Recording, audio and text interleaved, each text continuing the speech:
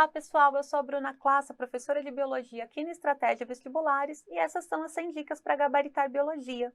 Na dica de hoje vamos falar sobre genes ligados, que é o fenômeno em que dois ou mais pares de alelos localizam-se no mesmo par de cromossomos homólogos, ou seja, existe uma ligação entre esses pares e é como se eles fossem doados como uma unidade.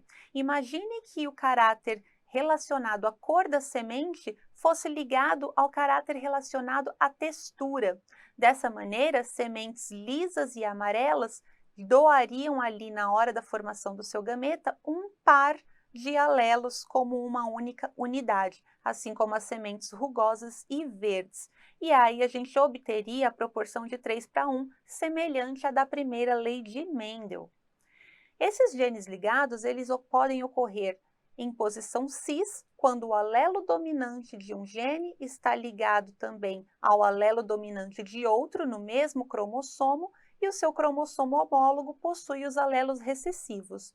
Neste caso, durante a formação dos gametas na meiose, se houver a ocorrência de permutação, de troca de pedaços genéticos, nós teremos 4 gametas sendo formados, sendo 2 deles os gametas parental, com a mesma configuração cis que a célula original, e 2 deles sendo gametas recombinantes, então com o alelo dominante ligado a um alelo recessivo.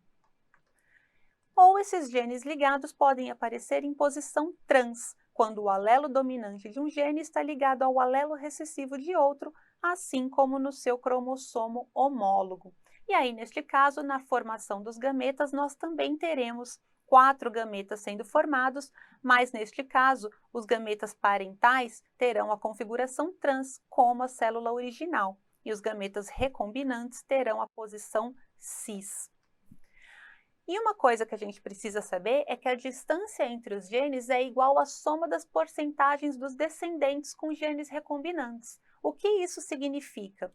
Em um cromossomo com 3 genes A, B e C, a distância entre esses genes me diz a taxa de ocorrência de permutação nesse cromossomo. Então, entre A e B, eu tenho 15 unidades de distância e 15% de taxa de permutação.